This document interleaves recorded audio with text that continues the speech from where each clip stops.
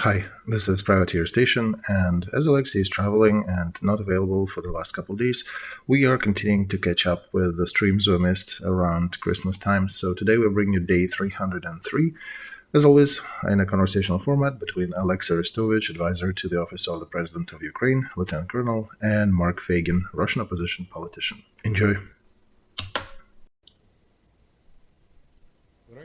Dear friends, glad to see you all on Feigin Live. It is Friday, December 23rd. Time is 4 minutes past 10 in Kiev, 4 minutes past 11 in Moscow. We're doing the usual stream with Olexiy Arestovich, day 303. Good evening, Olexiy. Good evening, everybody. We have what? We have 115,000 watching us, and over 25,000 of you clicked the like button. Please continue sharing links, clicking that like, and it is important.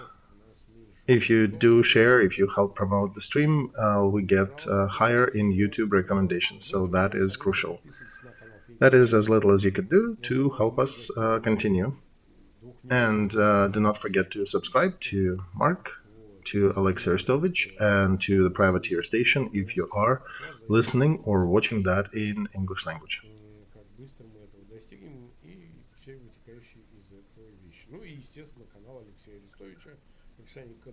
And also do not forget to click the bell button so you do get all our newest releases. Alright, let's start with the general news from Friday. Look at the map. No changes, no major changes there. Let's then touch it in brief. Okay, Kherson, mutual shellings. They keep shooting civilians. We target their military locations. Ugledar, some fighting. We heard there was something hit in Takmak. Indeed, every day we do hit a lot of targets. I do not feel obliged to mention all of them, but we do touch upon the biggest ones. Also, Russian media is discussing, Russian social networks are discussing that they're getting kicked out of Bakhmut again.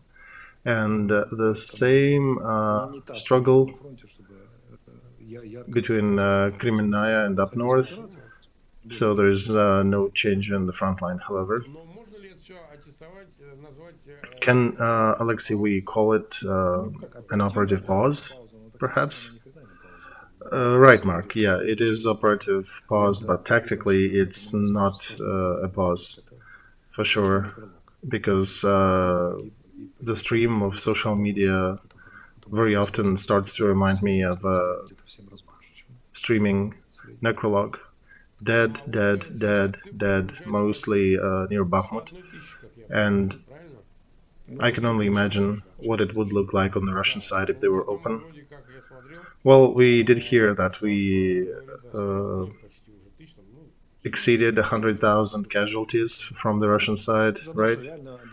True, we probably are over 100. However, in real life, if you actually have a magic way to calculate everybody, it could have been 97 or 105. But the way we calculate them, they're not imaginary numbers. Not that Pyoma, pull it out of my you-know-what, or floor, finger, ceiling guesstimate. No, we actually get reports from our troops, how much have they shot, what can they confirm, and that's the aggregated number that we now at about 101,000. All right, thank you for that little tour. Mark, look, I'm not giddy about these body counts. I'm not happy about that. I'm not congratulating anybody with these 100,000. Olexiy, we're just stating the fact, right? Well, yeah, but it's been almost a year and it's 100,000 killed people. There is nothing to be excited about in this regard. However, yeah, this number exists and it can provide certain conclusions and statistics, and that's why we need to talk about the casualties, the casualty numbers.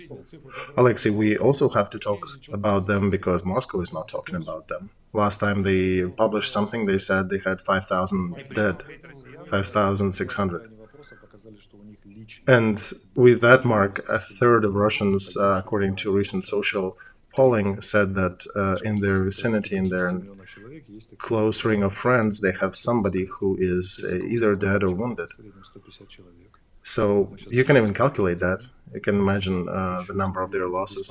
If the usual statistical circle of friends for each person is about 150 people, so you divide 50 million by 150, you get 33,000 casualties, 33,000 dead. So that kind of correlates with the numbers we have. About 30,000 dead, and then probably 60,000 wounded, and altogether that goes to about 100. Okay, thank you, Olexiy. So in Melitopol, there was an explosion today. A vehicle was blown up. FSB officers were there. One lost limbs. Another suffered other injuries. They're also saying that a local police collaborant, ex-serviceman of Ukraine police, who switched sides. According to the publication, he lost a leg in that explosion. Yeah, Mark, he made a mighty career by switching sides, right? Oh, yeah, indeed. And we actually do see that happening pretty regularly, right, Olexiy? And does it affect the moral condition, the morale on the front? Mark, it does. It hits them pretty badly. There are four known factors that down your morale on the front. First of them is a sudden artillery shelling. One thing, when you know that there will be an attack, you can prepare yourself, you can hide, but when you were not expecting and all of a sudden something flies in, boom, boom, boom, and everybody is dead around you. And even if people remain alive, you still start to be afraid of air raids. Second one that downs the morale is mines. When you're driving or when you're walking in the area that potentially can have landmines, this really gets to your nerves. Running in the grassy areas near the front, or driving on the road in the gray zone, it doesn't add you neither mood nor health. Entrance of all these abandoned trenches and fortifications, that's, bad proposition. Third is a sudden disappearance or sudden death of your comrades. Imagine you went to the bathroom or somewhere, and then you come back to your block post and everybody is dead. Or you come back to a trench and all your comrades are dead. That really brings people down. And that's not unique to Ukraine. That's a known military things. So the fourth one is blowing up the vehicles like that. If it's a suicide bomber or if it's just a bomb underneath the vehicle, that really stops them in their tracks. Even the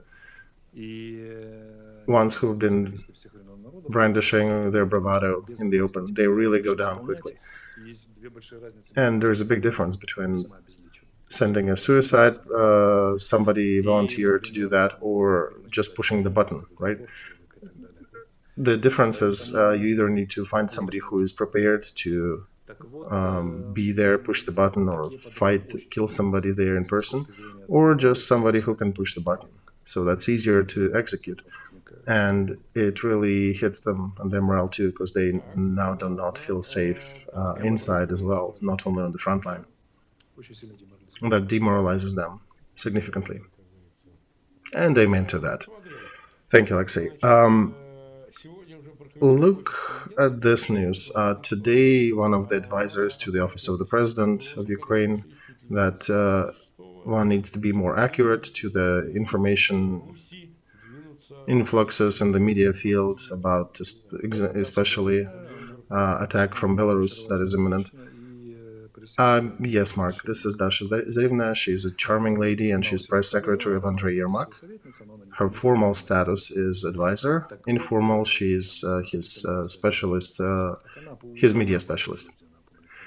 Even she was forced to publish that because we keep dealing with this information influxes. We understand what they are. We understand this is an information operation by Russia and Belarus. And they keep doing that. They will keep doing that. Today in the news was Belarus army painted the letter K on their vehicles, probably meaning Kiev, meaning they'll be going to Kiev. I expect them to combine these mental operations together with some missile attacks and everything to continue pressure, continuing the tactic of psychological terror. But we did not give a flying F about that. An F. Yes, exactly. What is that? That exact F we don't know. So, saying delicately, of course, they do have 11,000 troops in Belarus. And slowly, and they're dispersed throughout the training facilities in Belarus. They're not aggregated in one place. And they keep bringing some infantry and some armor to Belarus. There are some Wagner troops that started to appear there as well. Not many, so probably enough for provocation, probably for something to try to go across the border, feel if there is resistance on our side and jump back. Or perhaps just to keep them around the border so that we do keep more troops here. And if they cross the border for 2 kilometers, started shooting and then jump back, that would keep our public agitated and our military cautious to just continue holding troops on the northern border. And I can, of course, imagine them being crazy enough to just gather everybody they have there and throw them somewhere near Kiev across the border so that we would spend some time and resources killing them. And these military resources will not be thrown to the east. And that could be the probability for them to hold us busy in the north so they would not face too many of us in the east if they're preparing any offensive. But one needs to understand that the northern border is fortified. They can throw people there, but they will never reach Kiev. They don't have enough force to reach Kiev. Yes, Mark, it's, as you said, there are landmines and there are more troops. It's nothing reminiscent of the early days of war when they crossed that border first time. This is not the 24th of February. We are expecting, dear guests. And the quality, by the way, of these guests has changed. One thing is when it's elite troops, 17 battalion tactical groups of elite troops, and another is when maybe you gather, 10 tops who do not even know how to. But yeah, they can try to win time and not let us move our reserves from the north to the east. So they can hold some of our resources in the north, indeed. But for Kievan citizens, I can say that there is nothing up north that has a potential of reaching Kiev. And amen again. Thank you, Olexiy. Okay, next news, Iran is planning to expand deliveries of their weapon to Russia and also expand their nuclear refining program. That was a publication by Israel. Their head of intel commented on that, and they're saying they're observing Iran ramping up their nuclear capacity and probably presenting more risk to Israeli alliances in the area. So can we read that as Iran is now getting more active and decided to hack with everybody and let's work with Russia, perhaps supplying even ballistic missiles to them? Do you think this will have any consequences? Will Iran suffer a hit by any of our allies on their factories? You mean Israelis or Americans attack their factories? Okay, you mean that America and Israel will start another regional war because of Iran supplying arms to Russia? Is that what you're asking? In some capacity, yes. Okay, so Iran might transfer some ballistic missiles and some other things to Russia. Yes, we are tracking that too. But we already are getting our Western allies' response to that. The fact of releasing Patriot systems for us, for our air defense systems, is basically a mechanism to counter that threat. All right, that's about the aerial, but what about a possible war, a hot war with Iran? Mark, as long as I remember myself, probably for the last 30 years, I keep hearing that there is a possible war, possible another hotspot, another hot fighting with Iran, and nothing transpired out of that. So I am skeptical about it. I do not even see them our allies bombing their factories. That will add more sanctions, probably, on their manufacturers, the ones that are making the Shahed drones and stuff, and they can probably give more arms to us and neighbors of Iran. But I don't believe them starting another war there. Okay, do not believe it. Another news about our discussion that we had yesterday about Dmitry Rogozin. Someone by name Tsarev gave an interview to the press, said that the situation with Rogozin health is harder. He has a shrapnel in his body, and his wife has a concussion, and I'm not quite sure what was she doing there. Why did he bring his wife to that area? That's idiotic. And there are some yellow papers publishing that he might even need a transplant of his male copulatory organs.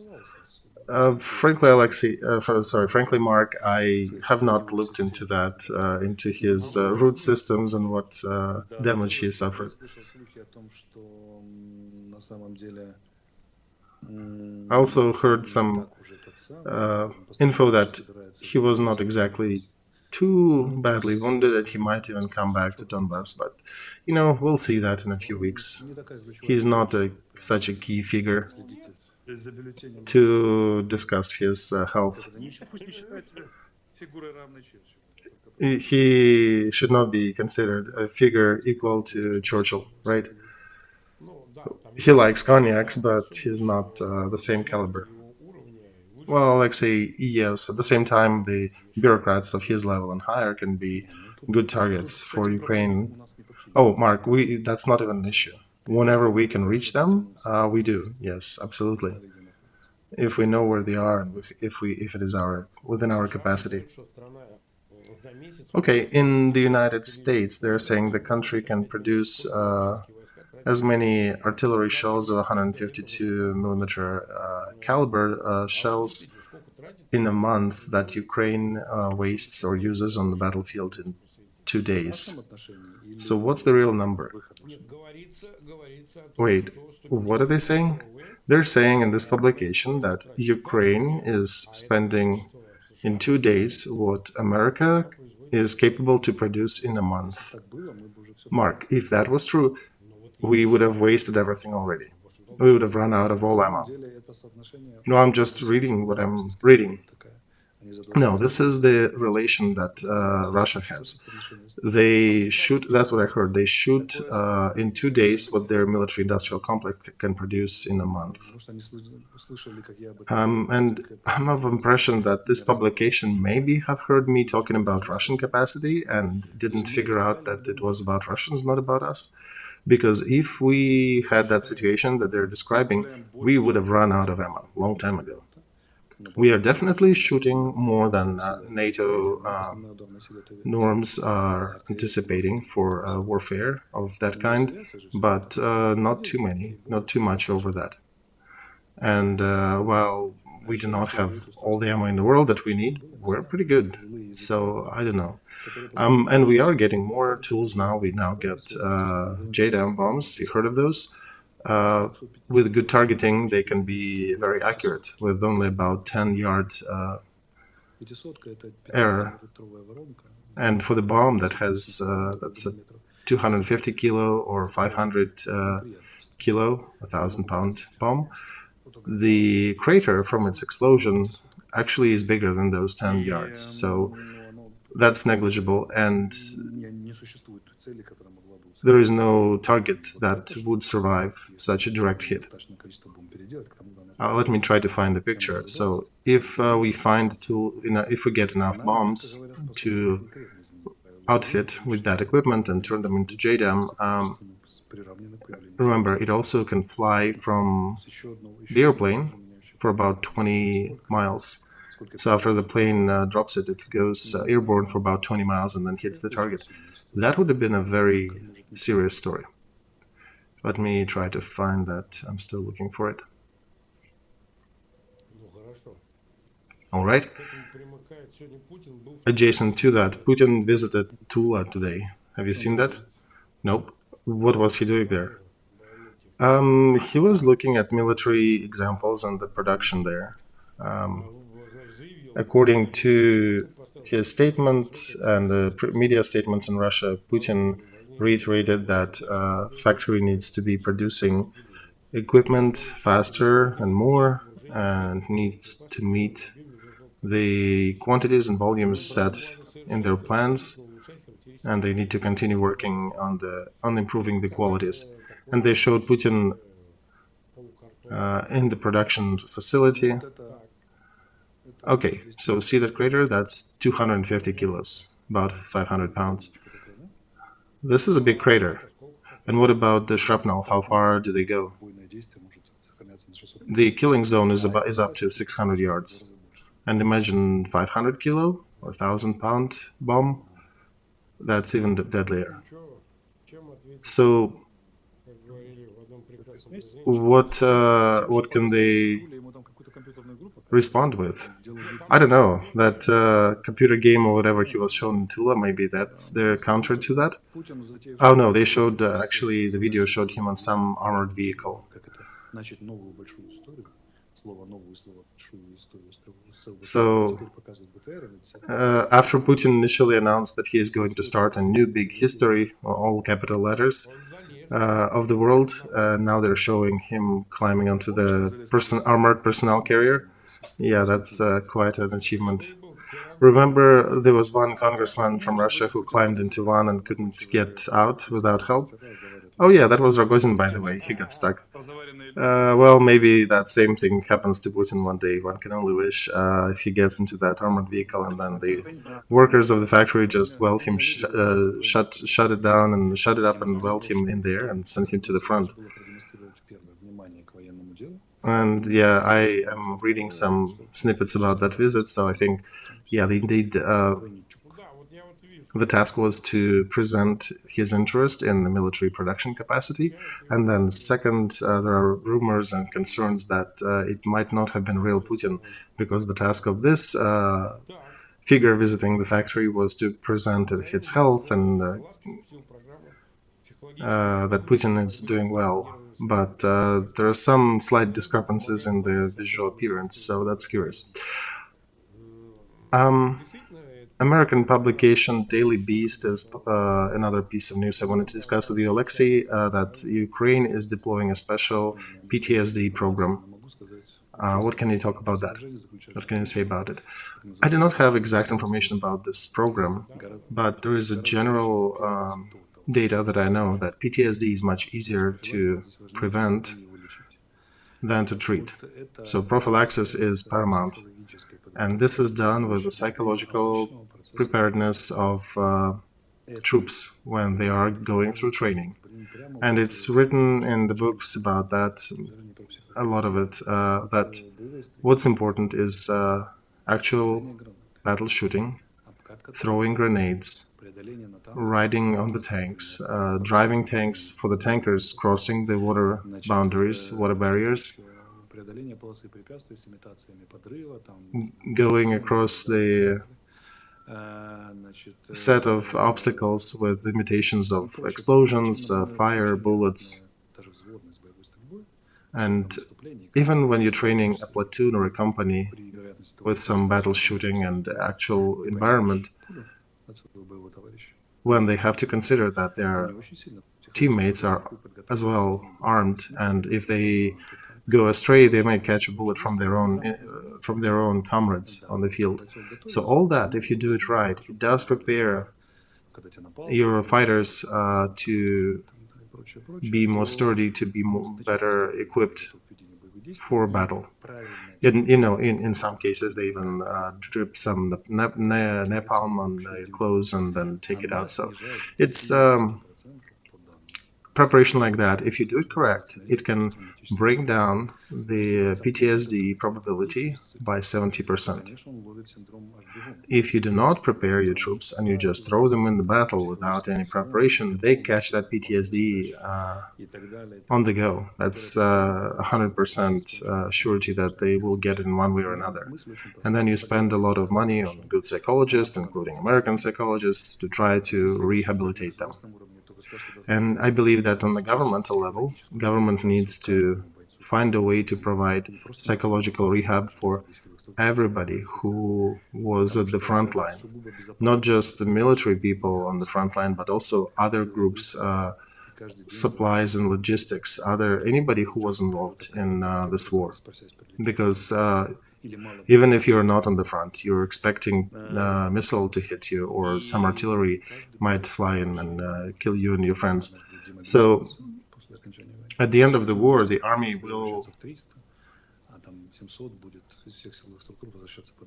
get demobilized and they will be coming back to the society. They need to be trained. They need to understand, to get the knowledge of the symptoms of what to do when they emanate.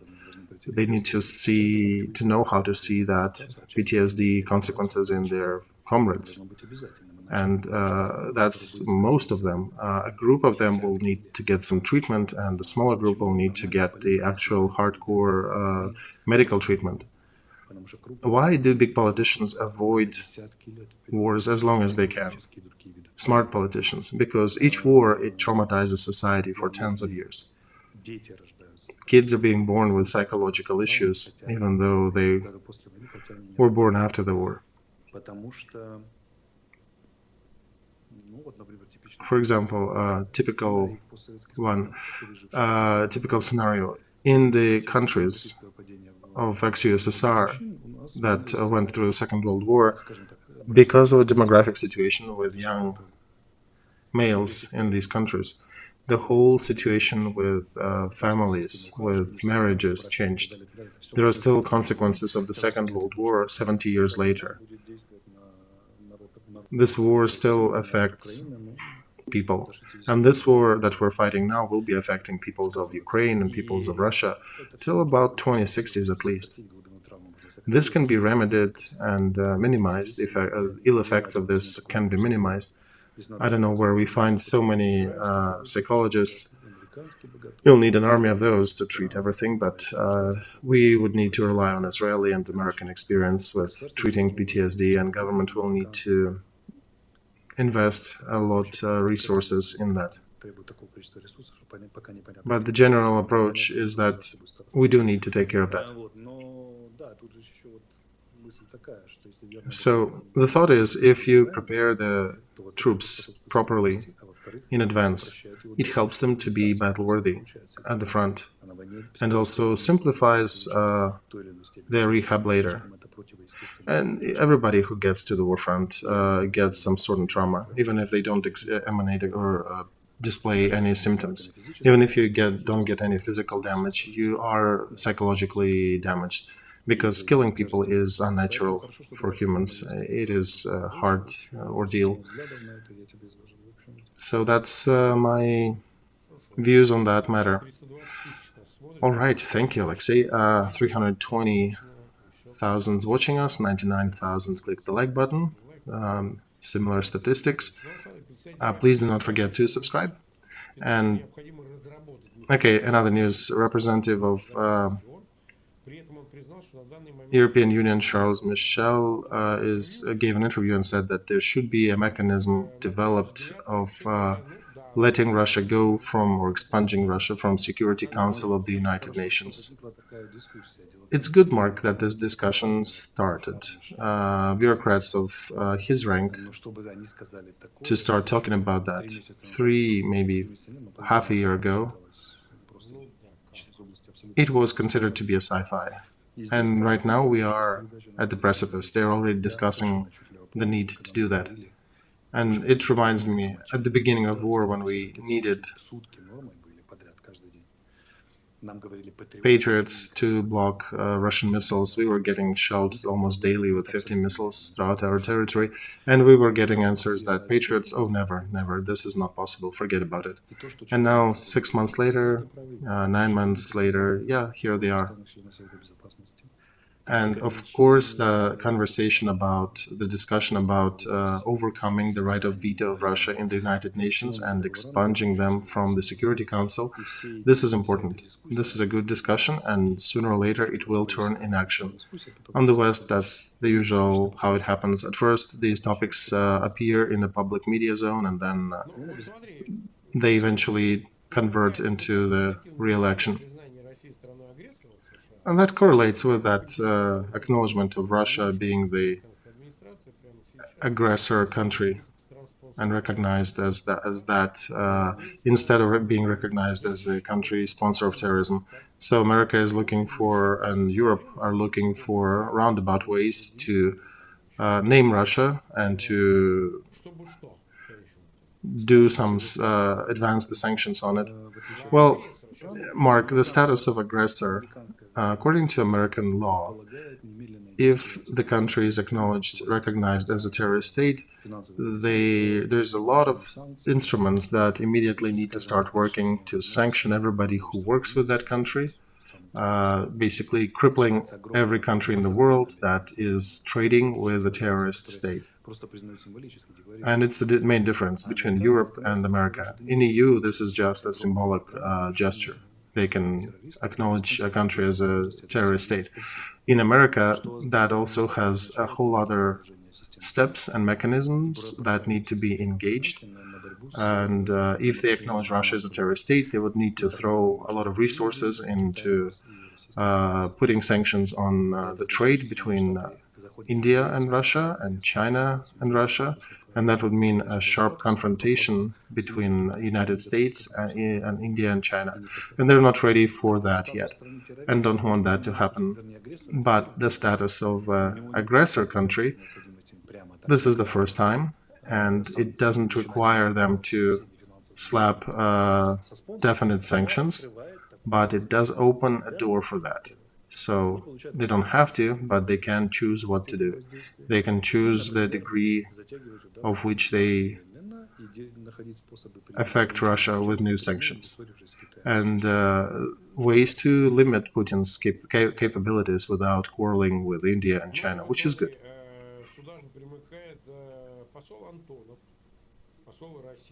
Also, Russian ambassador Antonov, Russian ambassador in Washington, D.C., stated that United States is waging a proxy war with Ukraine by Ukraine forces with Russia in Ukraine. So they're hardening their rhetoric, right, Olexiy? Yeah, they are, because they also observe that United States adopted 44 billion, out of which 20 billion plus are for military support for Ukraine for this 2023. And I want to delicately say that there are some very nice surprises awaiting us. Ooh, which ones? Mark, when they come here, we'll talk about that. We should not be precluding the events here. It's in perspective, it's not tomorrow. And I think they already have information about that in Russia. And what else can they do? They can only harden their rhetoric. And this is an attempt to lean on Americans to not do that, but it's too late. It's been voted and signed. So, and then G7 also announced, where United States are part of, that they will be providing financial aid to Ukraine in 2023. Tens of billions of dollars, I think 33 altogether.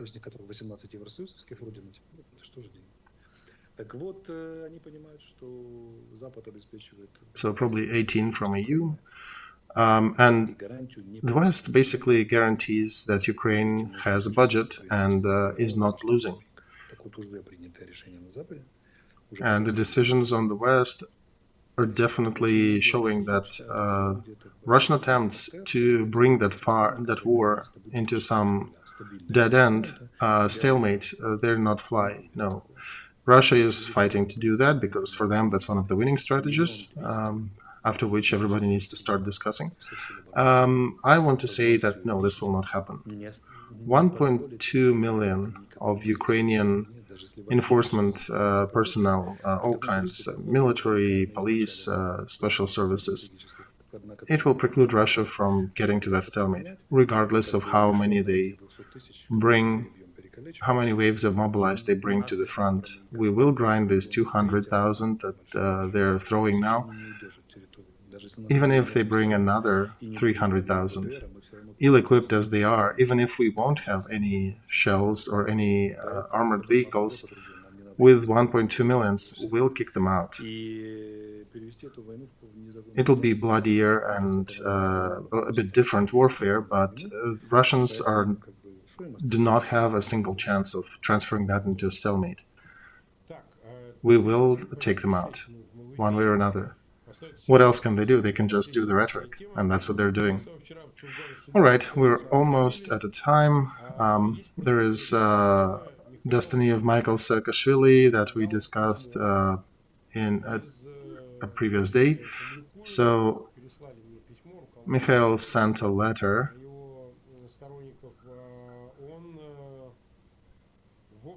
through his friends and through his comrades in his party.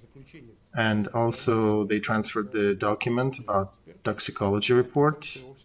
An American specialist provided an analysis that he indeed was poisoned.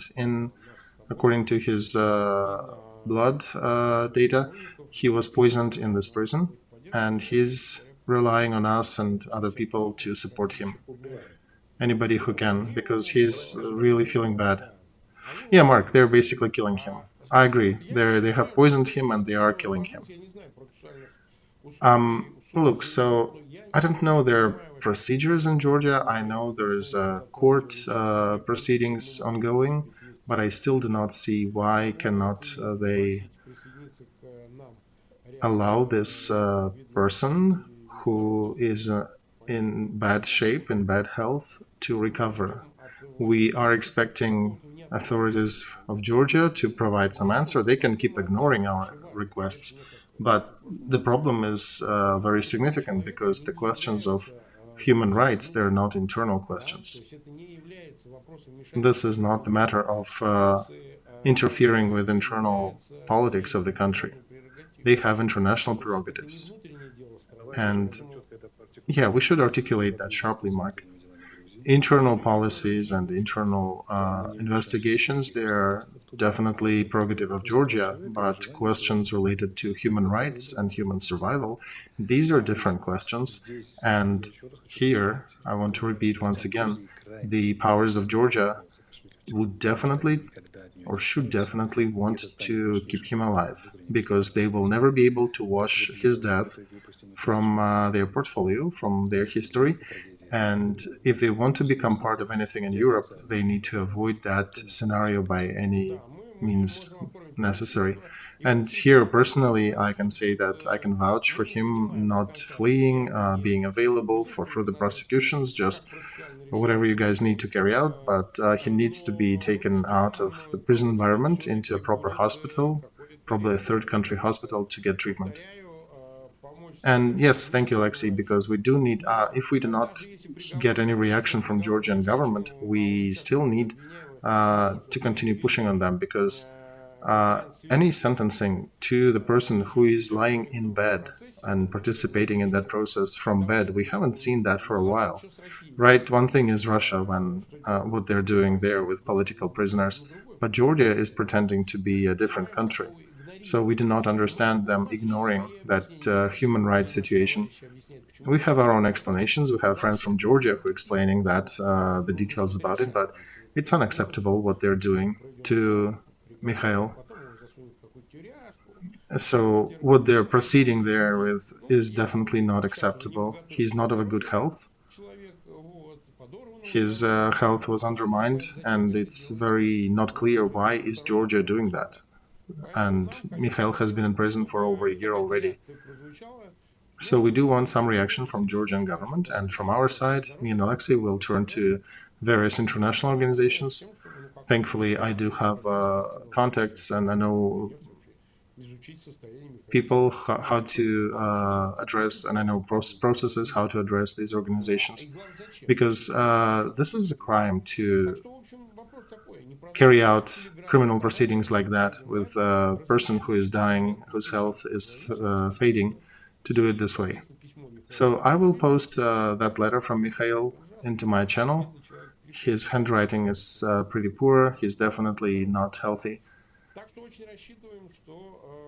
But we do expect some reaction in relation to that matter. Otherwise, we'll continue this topic, and it will not be fun and games for Georgian government. The pressure will be increasing. All right. So we're meeting tomorrow. Everything is good. Yeah, we're meeting tomorrow at 10. Thank you, dear viewers, for spending time with us. Please continue sharing links to that stream. Subscribe to Feygin, to Olexiy Arestovych, and to the Privateer Station if you are listening or watching that in English language. We'll continue after the stream, right, right, Mark? Yeah, let's stay longer online and sign a few things here, and so I can start the documentary proceedings. All right, so track our activities on future streams and on Feigin Live Telegram, and see you tomorrow. Goodbye, everybody.